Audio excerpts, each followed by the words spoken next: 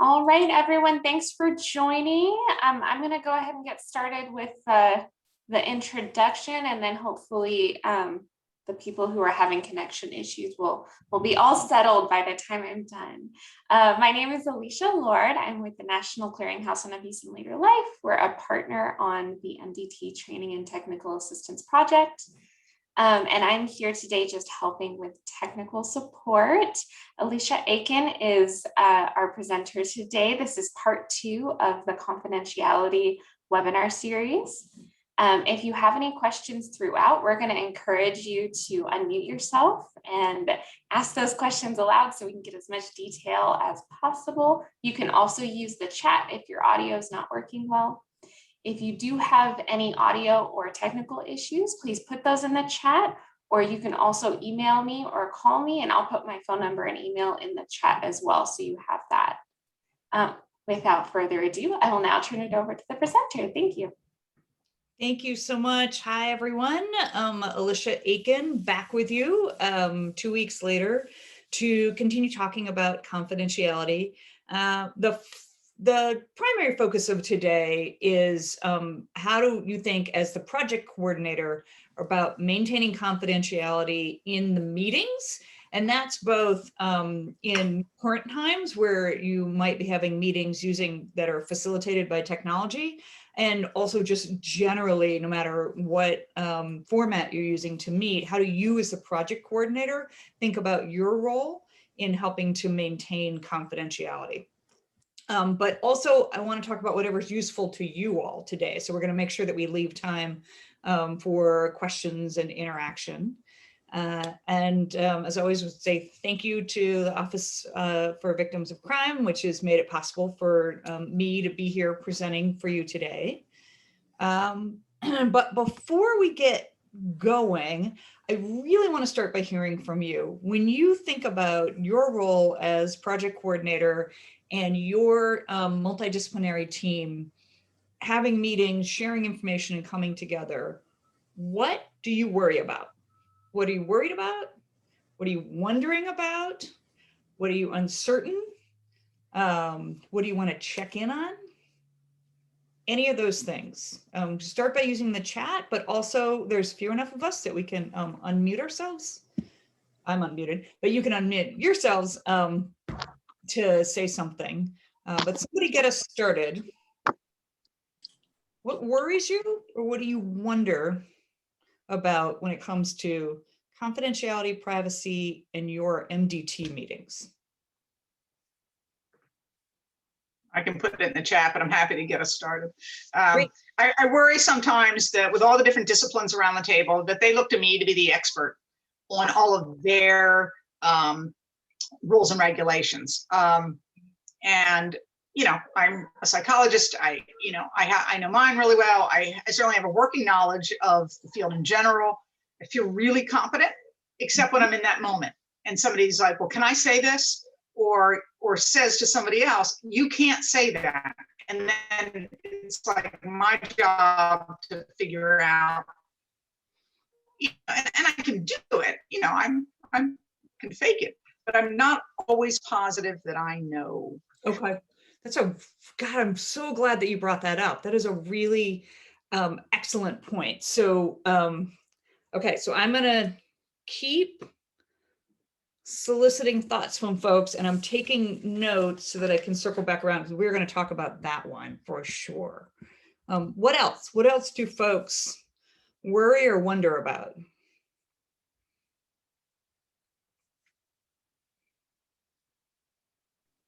Hello, my name is Megan Seawright. I'm in the Cobb EMDT, and my question, I'm not sure if someone already asked, but I just logged in, so I may have missed it. But I was wondering if, like, say, for example, the person we're sharing on behalf of, or the case we're discussing, that person contacts us directly and it explicitly asks for certain things to be shared that aren't typically shared. Like, I've had a case where they were asking me to share photos of like the alleged abuse and things like that.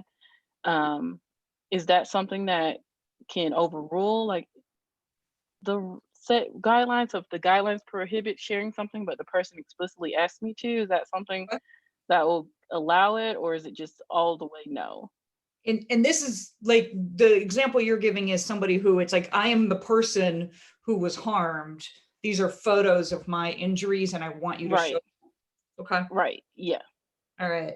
Or like, and it was other things like damages, like one of the alleged things was like not keeping up with dental hygiene. So there was pictures of got it. his teeth and things like that. So it's not Right. always like the physical abuse, bruises and things like that. Okay.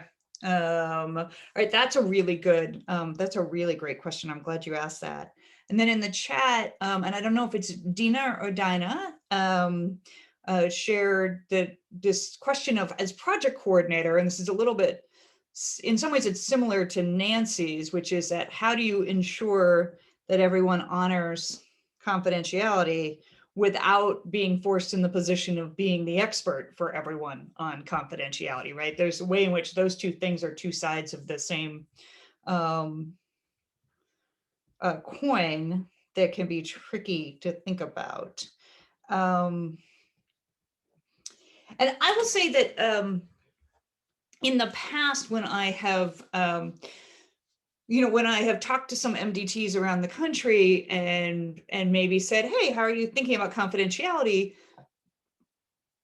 In some ways, what I hear people say is, well, I assume if someone's saying it in the room, they've figured out they can say it. So I make an assumption that if I heard it in that room, I was allowed to hear it, and then I can move forward on that, right? We don't want to do anything in this setting based on assumptions, based on just sort of like guessing. But it's also tricky. It's tricky diplomacy to try to police other people, to try to say to them, hey, I think you might not be following your rules in the way that you're supposed to, but I'm also aware that I'm not in your profession.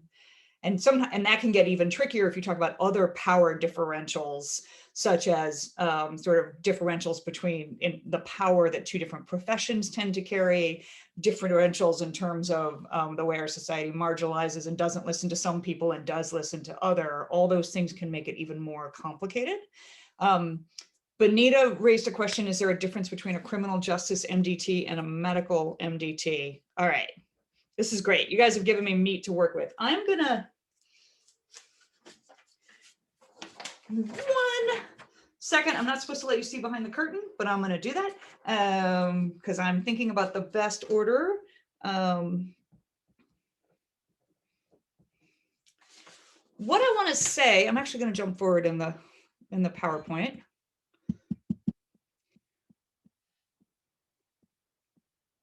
Here's what your real role is as the project coordinator, is setting the tone of how people are expected to think about confidentiality,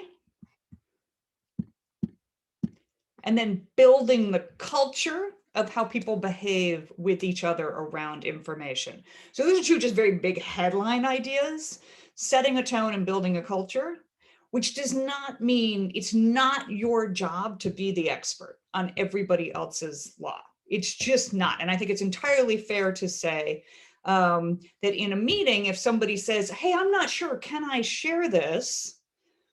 The tone and the culture that you can set as a project coordinator is, it's important for us to ask those questions. It's important for us to not share information unless we are in fact ethically comfortable that we're allowed to do it. So it is, and it's also good practice for you to pause. Maybe not the whole group, right? Maybe the whole group doesn't pause, but maybe that person, what the project coordinator can do is give that person permission to not share right now, to pause until they're able to find out if they can share something or not. And so that's not you being the expert on what their law is. That's you being the expert on what is acceptable best practice in your team. And if somebody else in the room says, wait, I think you can share it. That might be a place for the project coordinator to say, well, respectfully, this person's the expert in their profession. So if once they've shared it, they can't ever take it back. So it seems like there's less harm if we just put a pin in that piece for now, and then have a plan for how they can bring it back to us later. And so what you're really thinking about as a project coordinator is, instead of trying to manage other people's law and ethics, you're managing group dynamics. And it is amazing to me how much people, accomplished, smart, intelligent people, often will need permission to be thoughtful or permission to be cautious. They will feel a social pressure to share, to participate, to help. And giving people permission to wait is possibly the most important thing you can do in terms of thinking about maintaining confidentiality and an ethical approach to the work. Is that helpful, Nancy? Yeah, I think it is. And, and I appreciate you sharing that, the last piece too, because, it's been my role, and some of these folks I've known a long time, and it wouldn't be unusual for them to call me offline and say, hey, Nancy, I have this issue, and I brainstorm and I'd figure it out. And so when we're in a meeting and they're doing it, I feel the same social demand of saying, oh, well, thank you for calling me. Let's figure it out. And I, because I've helped them in the past, and now I want to help them again. Right. And, Right. and you're right, because in my head, I'm sweating thinking, I don't know if I have this exactly right. And I do need to pause. And so anyway, as I know that about myself, so I appreciate you sort of sharing that, because intellectually, I know I'm not the police officer, I'm not the state's attorney. I know they need to go back and do what they need to do. And I know that, and that's what I would tell them if no one else was in the room, almost. But like now there's a demand characteristic, like, oh, it's your meeting, you ought to know this stuff. So I do appreciate you just that very much. I think, this is just an interesting thing that, and I would include myself in this group, but I'm guessing for everyone on this call, sometimes your strongest character trait is also your most troublesome, which is that you want to help. In all circumstances, when someone asks for help, you want to help. And so sometimes defining what is helpful, or what the right kind of help is. And I would actually encourage, I didn't think about this until just now, but I'm a lawyer, I'm a licensed attorney. When I first started doing Confidentiality Institute, my day job was representing clients, and then I was doing this on the side. And it was a real struggle for me to figure out the boundary between giving legal advice and giving technical assistance. And it took me several years to really put my finger on it. And I think the difference, obviously, if you're not a lawyer, you wouldn't think of what you were doing as giving legal advice. But the difference between technical assistance and legal advice is that technical assistance is identifying which questions need to be answered, and legal advice is answering them. Right? And so you all can think about that as a project coordinator, your role is to provide technical assistance to the team. And so when the team says, can I do this? You can lift up the questions that people will need to get answered to answer that question for themselves. So, well, which law covers this? What are you worried about? Honestly, my favorite question in the whole world, I started by asking you guys this question: what are you worried about? What would happen, what are you worried would happen if we just paused and didn't disclose it today? That's what technical assistance looks like. And I think that's the role you can adopt as a project coordinator, is that I'm here to help you lift up the questions that need to get answered. But it's not my job to either be your lawyer. Even if you are a lawyer and you're a project coordinator, you shouldn't be trying to do legal advice to people on the team. Or you're not a lawyer, you're in a different professional role. You're really saying, I'm not here to be an expert in what you do or to be your lawyer, but I can help you figure out the questions that need to get answered. And that's something that you can learn and develop that hopefully you can implement over and over again every time it comes out. And that's one of my jobs as a national technical assistance provider, is to help you identify the questions that people might need to ask. And that was part of the purpose of what we did 2 weeks ago, of going over going over the highlights of what other professions' privacy and confidentiality looks like, just to give you a sense of, I'm not saying I know the answer, but I have a question. What's the approach of your ethical rules to a team like this? Which brings me to the question that I think Bonita asked, which is, what is the difference between a criminal justice MDT and a medical MDT? So big picture, there is no difference whether something is called a criminal justice, like MDT, our purpose is prosecution, or something is called a medical MDT, our purpose is treatment. The real question is, who are the professionals in the room, and what are their duties in terms of disclosures, and what are their permissions in terms of disclosures. So, so you could call something a medical MDT, but if a law enforcement officer attends, they have the same requirement to disclose information that might be helpful to a criminal defendant, no matter where they learn it.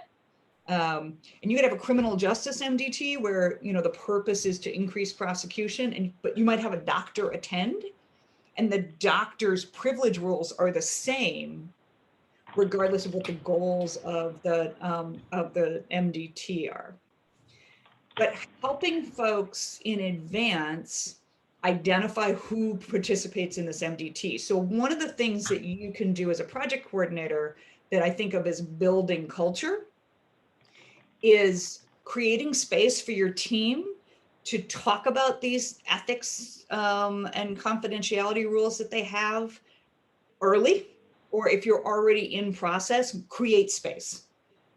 Create a meeting that is not solely about reviewing individual cases or reacting to a recent crisis. Create time and space in meetings that is focused on understanding each other and asking some of these questions, and asking people maybe even in advance of the meeting, we would like you to come to the meeting and present. What are you allowed to share here, and why are you allowed to share it? What is the rule or absence of a rule or the ethical principle that says, yes, in this room, I'm allowed to share this information, or in this room, I'm not allowed to share certain things. Asking your team to build up that muscle of knowing their own rules, and then listening to each other to learn each other's rules. And then if you can reduce that to something in writing, I recommend it. And that's because we all know that in this work, there can be high turnover. And that can run the gamut from, you know, new agencies, new offices start coming to the MDT, or somebody is unavailable and so a substitute from the office comes, or people leave their job and new people come in. But the most important thing you can do is think about building that culture when new people come in.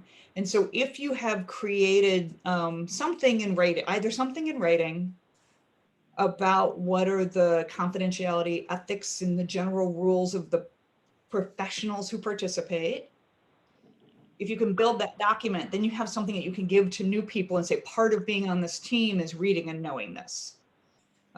Alternatively, you can set up like a once a year time, which if your team doesn't change a lot, it doesn't have to be a, here's a review of what my rules are. It could be a, what's working and not working about the way we exchange information in this group.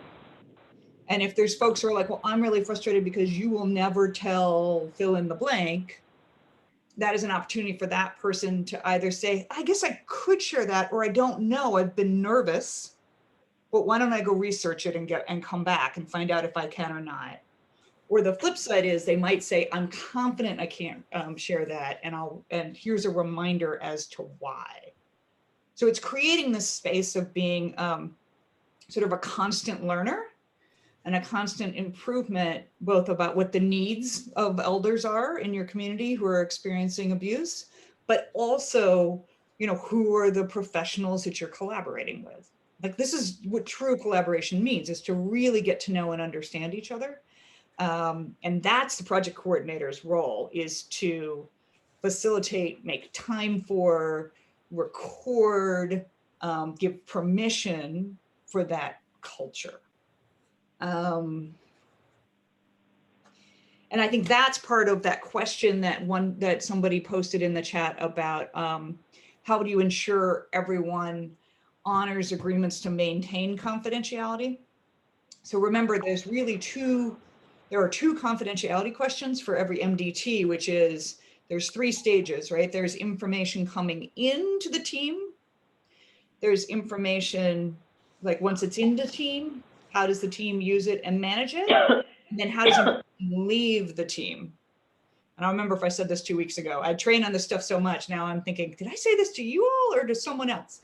But think about confidentiality as being really 3 stages. What information comes into the team? What are the expectations, rules, and norms about that? What is the, once we have it, how do we manage it and maintain it so that it's not stolen or leaked? And then when is it appropriate for it to leave the team?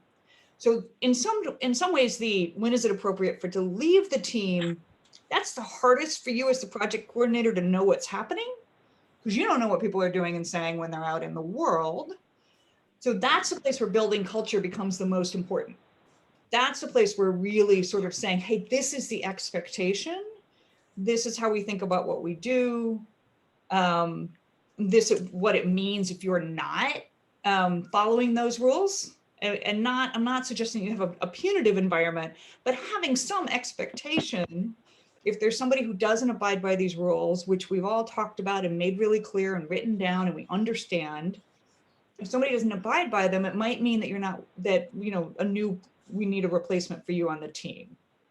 Or it might mean we have to have a conversation about it as a group, about what happened, how did it happen, how do we keep it from happening again? So, and again, I'm not suggesting that you have a punitive environment, but I'm saying having that conversation, which is how do we set clear expectations for our group, and what do we think is the right thing to do if we think those expectations have been broken? That alone, having that conversation invites people to participate in not breaking the expectations. Now, I know that there's a lot of people say, I'll get emails that say, what exactly does the confidentiality form that people sign at the beginning of the meeting have to say? I am an unusual lawyer in the sense that I am not that excited about forms. I don't think they achieve very much because people tend to not read them.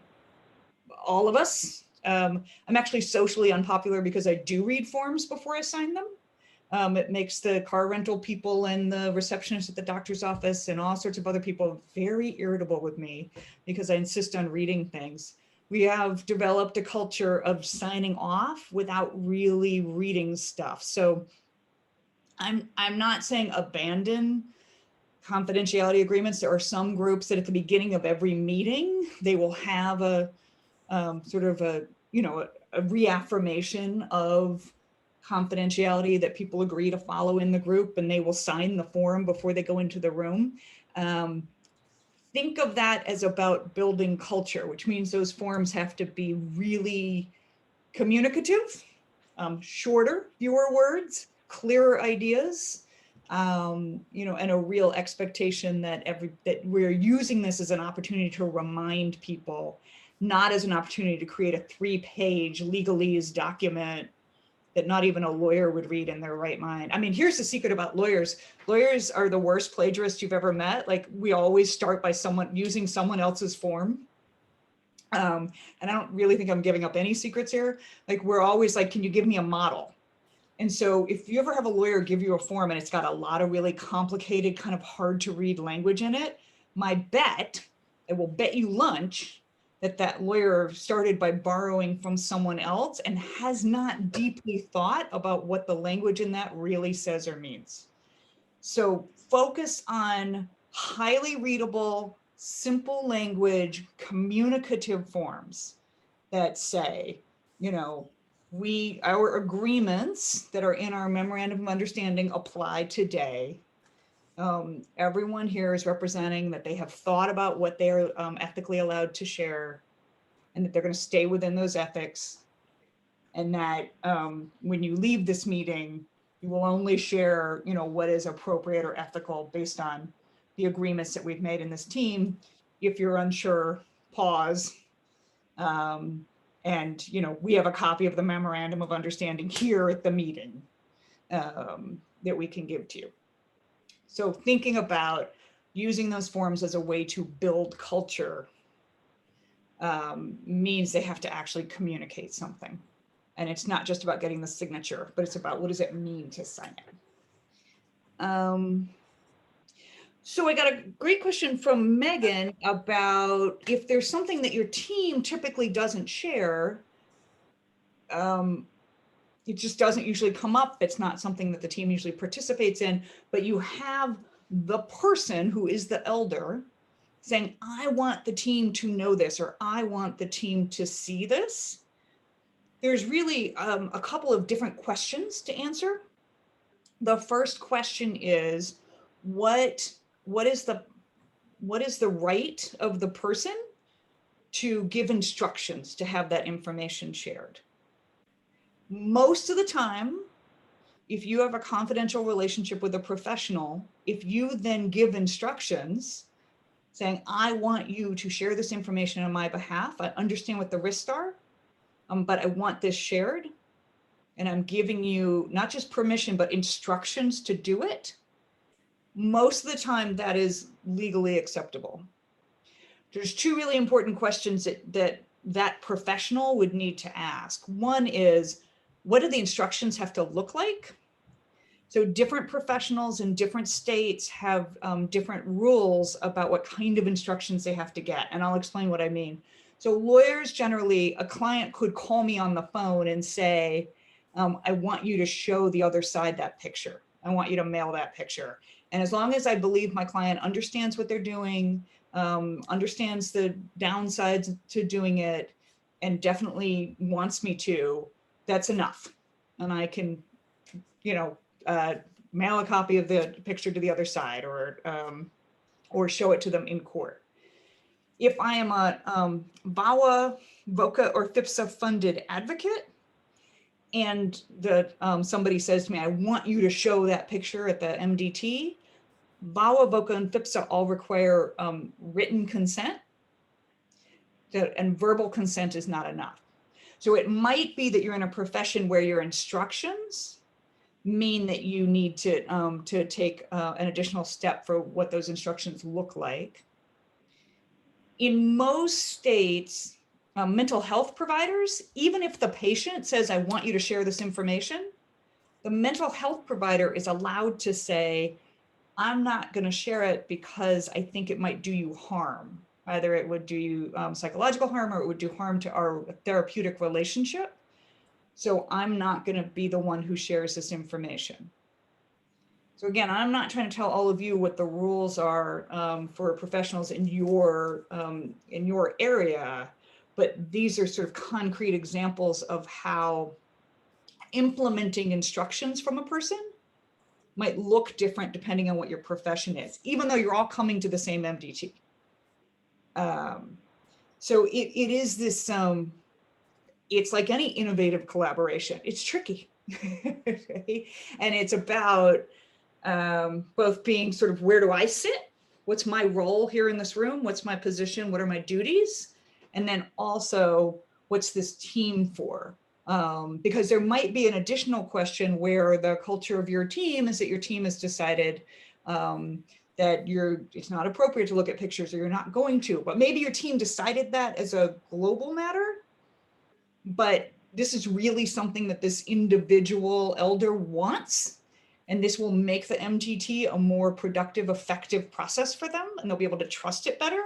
And so that's the kind of question that I would like to see someone bring to the project coordinator, to say, I know we have a culture of not sharing photos. I have specific instructions from this person to share these photos, and I'm confident that the instructions I have follow my ethics. But I want to talk about what's appropriate for the team to get. Right, so it's really thinking about that process. Does that answer your question, Megan? Yes. Oh yeah, you just said thank you. That's very helpful. Yay. It helps when I read the chat. Yeah, it It is was, okay. and Okay. it was all new information too. So definitely stuff to think about and apply going forward. And it just gives me a basis for like a rubric for what to go for moving forward with different situations. Right. Good. Okay.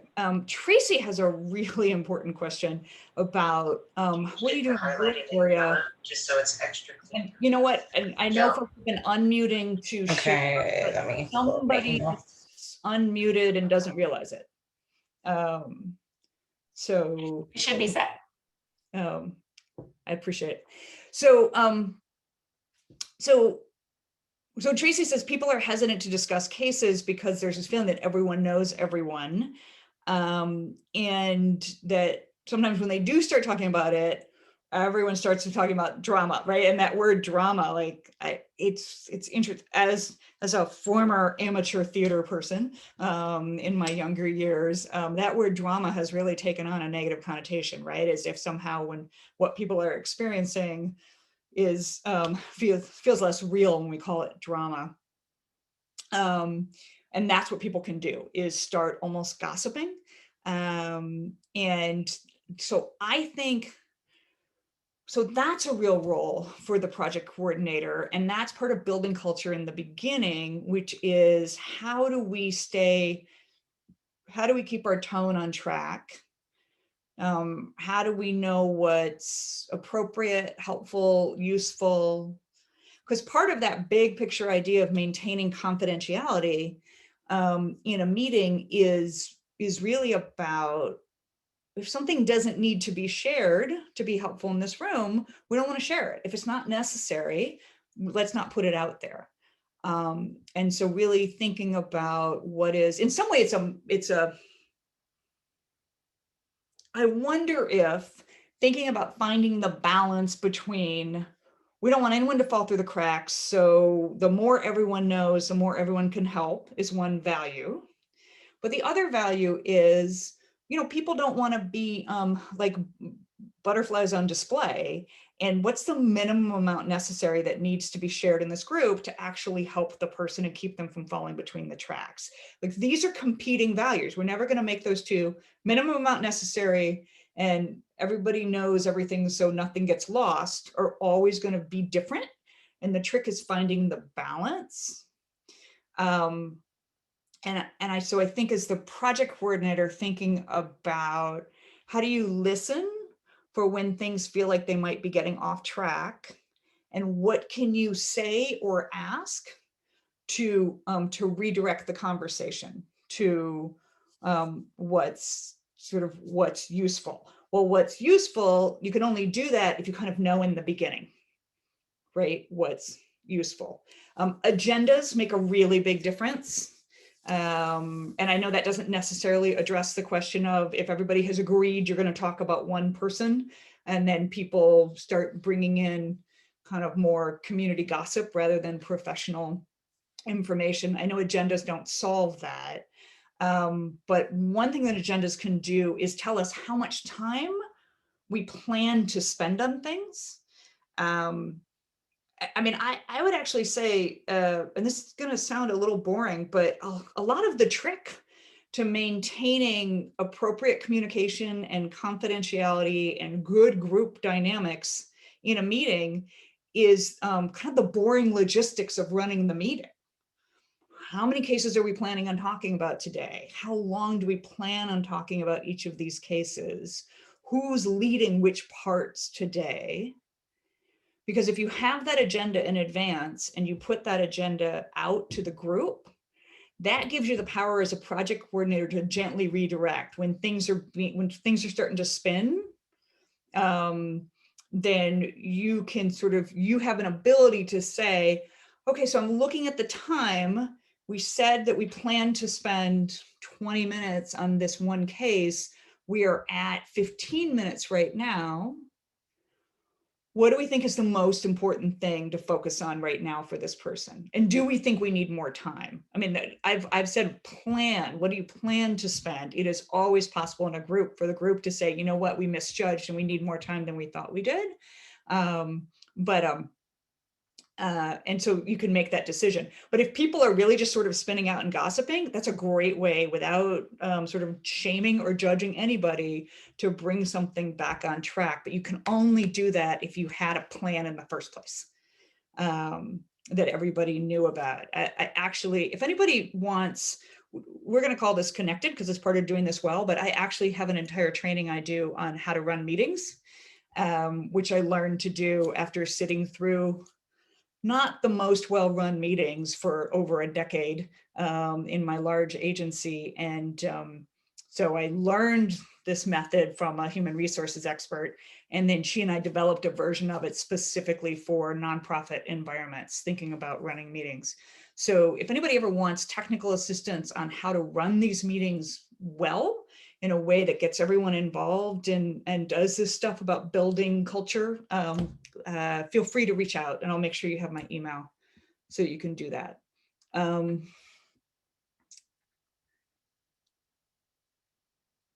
Okay, so I have a question. Should coordinators have a concern of EMDT participants' meeting space and individuals who may overhear them? And what's the best way to navigate that? So that's great. That actually will take me back to the slides. Amazing. I did slides. There's some version of the universe where I want to use them. So let's, because I think I've gotten the questions that have come out. You guys are terrific. I'm so excited that you have questions, because that's way more fun than just talking to my wall. So I just want to point out that one of the biggest issues that's coming up right now is, what are the rules, right? I mean, I know we're a year into the pandemic, and now we're trying to figure out what the rules are because things are starting to loosen up and change, but maybe they're not because of variants, and who knows what vaccination rates are going to be. And it's like everything just feels sort of confusing, right? And people will contact me all the time as a lawyer and be like, what's the answer? So here's the thing I want to say is that when we think about the regular world, law moves like a turtle or a tortoise, and technology moves like a hare. So there is all kinds of technology out there that does things, functions in ways that law has not yet begun to make rules about. And a lot of times we make rules about technology under law, and then they become outdated within a couple of years, and it takes another decade to fix them. So whenever it comes to thinking about using technology, often the law doesn't have a very good, clear answer. And the pandemic has accelerated that by 1,000. That the ways in which the options in terms of using technology may have all been things that existed before, but the need to rely on it changed so drastically. And a year ago, we were saying, do your best, make temporary adjustments to be able to move forward, pause things where you can pause them, we'll figure this out together. And now it's a year later, and we're like, it's starting to feel like some of these things are with us for a long time.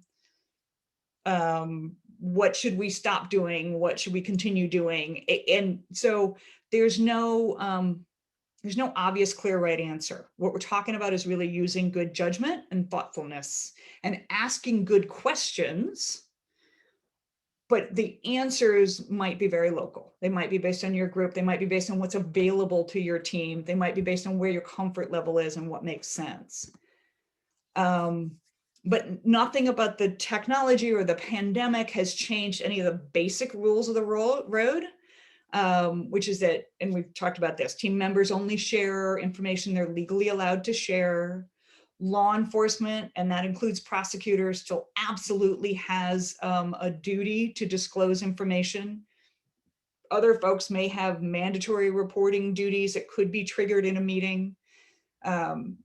You want to establish group norms about team information. We've talked about that already. And we want to be respectful of the ethics of different professions in the room. None of those things have changed at all. Those are the pillars of how we want to work together. And remembering that those pillars stay the same, but we're putting this overlay of technology. So I know that you all had a presentation from Rachel Gibson at National Network to End Domestic Violence Safety Net team. And Rachel and I have been colleagues for a very long time. And that she talked to you about what I call the maintaining the equipment. And we think about that a lot when people think, how do I use technology? We're thinking about, can I use Zoom for a meeting? Or can I use my phone, or which machine, or which program? And all of those things are important. So thinking about the equipment you use, Alicia let me know that the Rachel Gibson presentation was recorded. So if you need to, or would like to watch it again, you can do that. I'm not going to focus so much on the equipment, because here's the thing: you can have the best plumbing in the whole wide world, but if you leave that faucet on, you're going to have a flood. And so the biggest issue, when you talk to technology people, the number one biggest issue around information being leaked or lost or stolen is user behavior. It is we hear about it when it's a programming issue, but it is much more often user behavior. It feels like 25 years has gone by since this happened, but maybe you all remember when the Democratic National Committee's email got hacked. And things got leaked a couple of election cycles ago. And that was because Podesta in the Democratic National Committee fell for a phishing scam and turned over his login credentials to someone. So user error is actually a harder problem to control and a bigger issue in terms of information that's shared over technology getting either stolen or leaked. So let's talk about what we can do as users to have good kind of practices. To the extent that people are doing remote things like we're doing right now, folks really have to think about the physical space that they're working in. And this is tough, right? Because some folks are, lots of people are at home. You got, 4 people going to school and a couple of different people trying to do jobs. But you have to think about your physical space. If you have limited physical space that you can privately speak in, think about lowering your voice. Think about asking your family, can they work on headphones with what they're doing while you hold your meeting? Can you be on headphones so that things that are getting said to you aren't heard?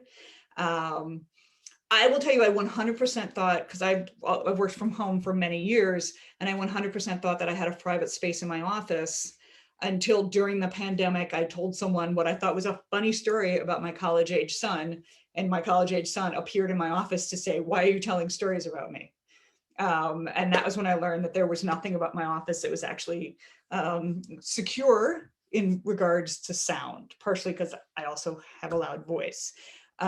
So test your space. Ask the other folks who live with you to help you test your space. Can you hear me when I'm here and you're there?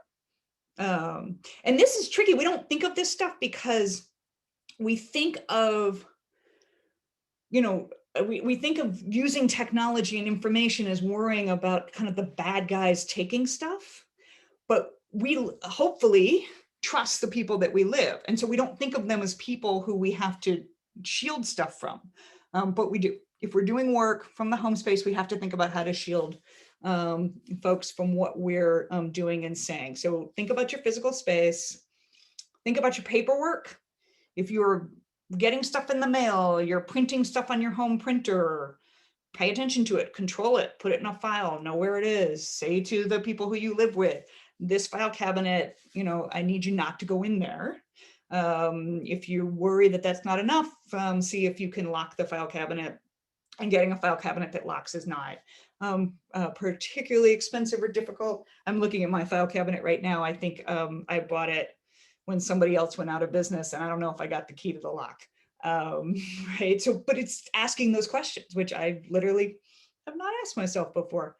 So just paying attention to where the paperwork goes, and also establishing boundaries with the other people in your home or workspace about what's appropriate to look at or not look at.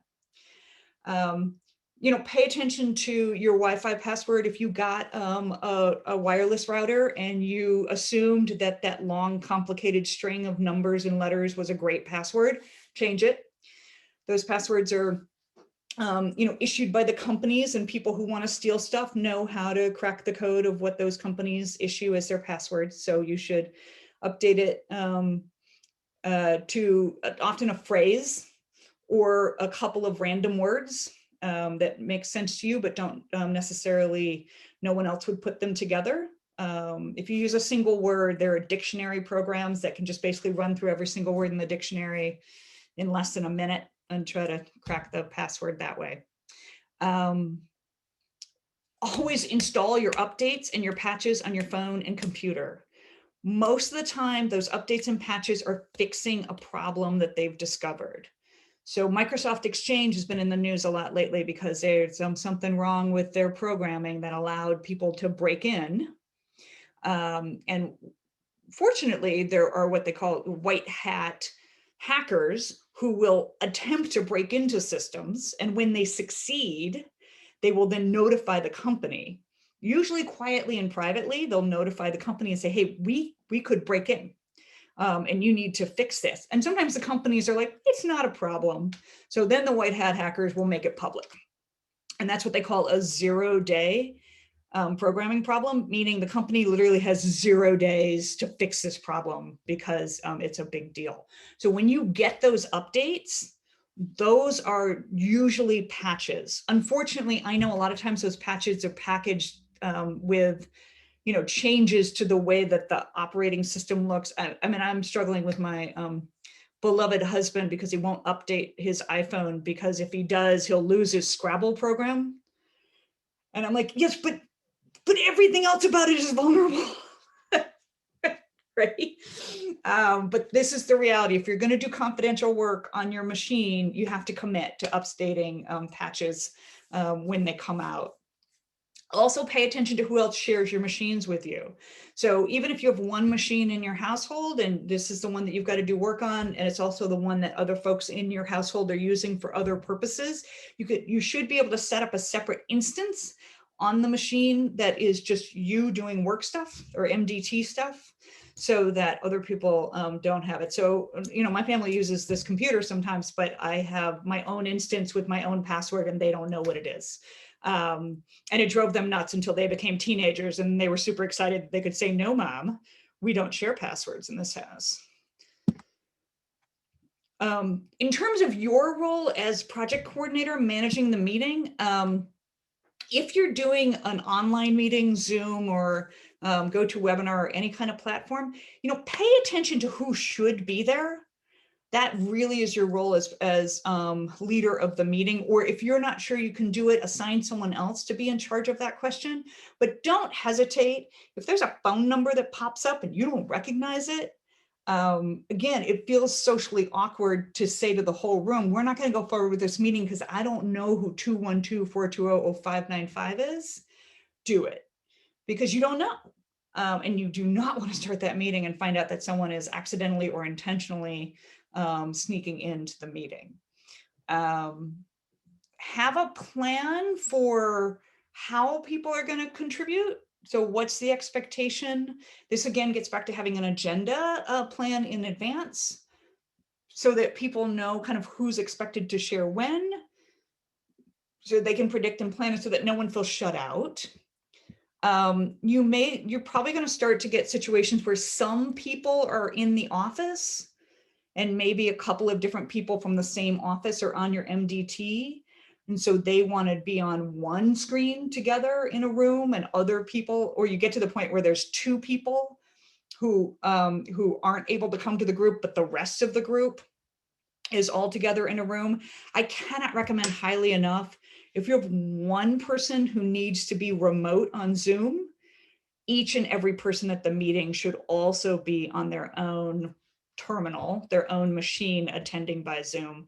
Because otherwise what happens is the couple of people who are on speakerphone or on the computer get shut out of the meeting, just entirely shut out. And I can say I was on a planning group one time, which was 8 people together in a room and me on a television set.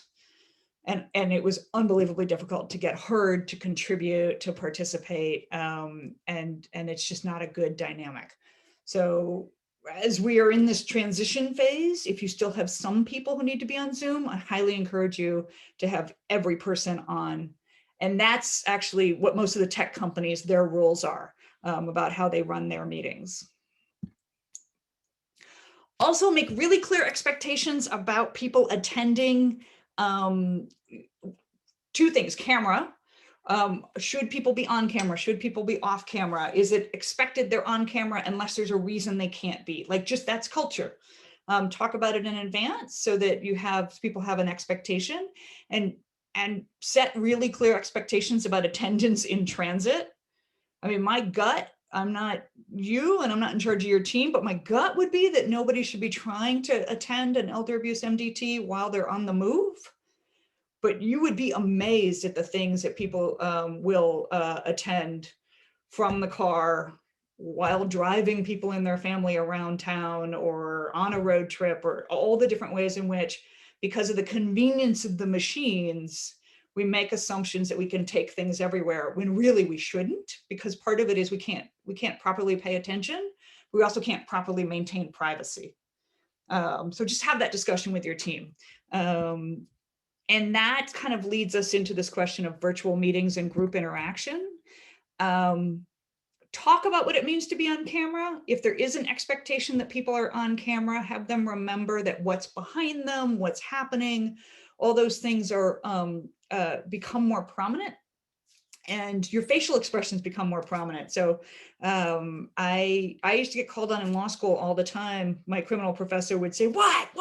And I was like, I didn't raise my hand. He's like, you raised your face.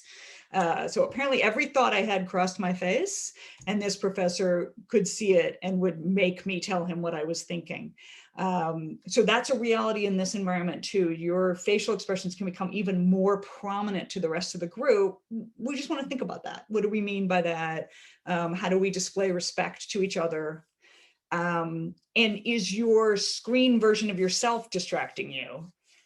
Alonzo Bowden, who's a comedian, and he was on Wait, Don't Tell Me, just did a phenomenal bit about an invention that will allow us all to stare at ourselves when we go back to the office and have in-person meetings, just like we stare at ourselves on Zoom.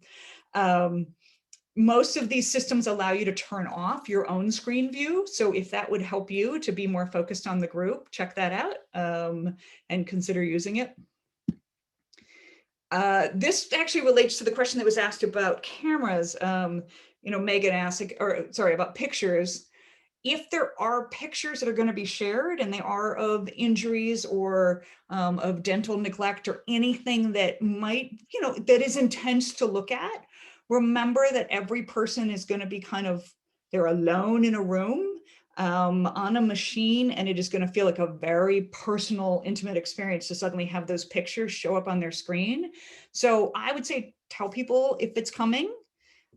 Think about how long it needs to be up there and when it should be taken down. It shouldn't just be sitting there. I mean, I've gone to a presentation with a prosecutor who was trying to really make a point in a conference ballroom and put a photo of the body of someone who had been murdered by her partner, and just left it up there long after they had finished making that point. And the person who brought the picture might be used to it, but that doesn't mean everyone else is. So really thinking about, what's the minimum amount of time that picture needs to be displayed? Does it need to be displayed at all? And if you have an expectation that people are on camera during the meeting, you might also want to create an expectation that if you're going to look at pictures that are hard to look at, people have permission to mute their own camera. So when they have a reaction to it, they're not on display themselves. Again, grown-up, effective, competent grown-ups need permission to do things in social situations, especially if things are about taking care of themselves, especially if they're in some of the professions where you're supposed to be tough. Getting permission to do things that take care of yourself can make a huge difference for people. Set ground rules about how you're going to interact with each other. I would heavily discourage private chat. And I say this as a user of private chat who's happier in meetings where the rule is don't use it, because I'm inclined to send a note to the person I'm friends with in the meeting. And then that person accidentally sends to the whole group their response to me. This has literally happened to me in a group. So just think about this question about whether private chat in these online meetings is necessary or appropriate or reasonable, and maybe set an expectation that we don't use it. Which then leads us to the question of, are people multitasking during your meetings, which is so very easy to do. And it's easier to do online than it is in person. Because of course, when my friend and I got told, we're not going to use private chat, we just switched to private text. Right? We're all human. I'm human. But if your group really needs to be focused, and asking people to not be distracted by trying to manage other things, can you give us this time now? And if there is something that must be dealt with now, we're going to give you permission to step away completely, because you being half here is actually distracting for everyone else. And it makes stuff like this makes maintaining confidentiality harder, because people are only half listening. So if they're half listening and something important gets communicated, they don't catch it. So we talked about agendas. We talked about understanding what what people are expected to share and what their boundaries are. You as project coordinator can make a big difference stepping in if one member of the team is pressuring another member to share, and that that's outside of their ethical boundaries, or at least you can tell they're not comfortable. You can fill that role of pressing the pause button or reinforcing respect for each other's boundaries. You don't have to answer the question. You don't have to say you can share it or you can't share it. You can say, so it sounds like there's some uncertainty. Let's pause and give everybody time to figure it out. So this is just a slide about having really clear memoranda of understanding and a consensus on what you can reshare outside of the meeting. So don't automatically assume that absolutely nothing that gets said in this meeting can be shared outside of the meeting, because that would make it really hard to make use of the information you got there. And don't make an automatic assumption that if I heard it in this meeting, I'm allowed to do anything with anything I heard. So figuring out, really talking about what those boundaries are, and maybe there are some things that folks need to talk to the group about before they share. Just check in. Really think about this question about what are you allowed to tell the violence survivor or their legal guardian about them, the discussion about them. What are you allowed to tell them? Don't assume that they can't be told anything or that they should be shut out. This is the flip side of that question. If the violence survivor says, I really want you to share something in that team, the flip side of that is, I really would like to share with this survivor the sense of the team, or what's happening, or what's going on, or what the barrier is that's preventing prosecution from going forward, or whatever it is. Oh my gosh, look at that. And it's 1-to-1. We took questions in the beginning. It's wonderful. I feel so accomplished right now that I hit my mark like a gymnast. I am the Mary Lou Retton of confidentiality training. I know Mary Lou Retton is a really old reference. I can hear my children in my ear being like, really, Mom? We still have a couple of minutes. You can always send me questions at alicia@confidentialityinstitute.org. But I'm happy to take some questions right now. I want to be respectful of everyone's time. Nancy said, congrats. By the way, Nancy, I reached out and talked to my aunt, Nancy Aiken, because you and I were on that webinar 2 weeks ago. And it was, she said, well, tell Nancy, thank you for getting you to reach out and say hi. Well, good. I'm happy.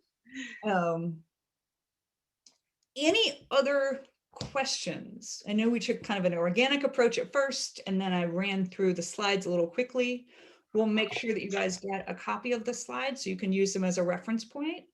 Maybe if you remember nothing else today, remember that the job as project coordinator is helping people ask the right questions so that they can get them answered for themselves, and building culture and setting tone.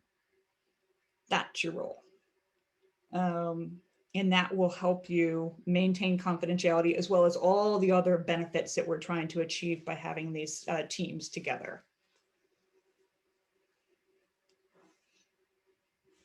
All right.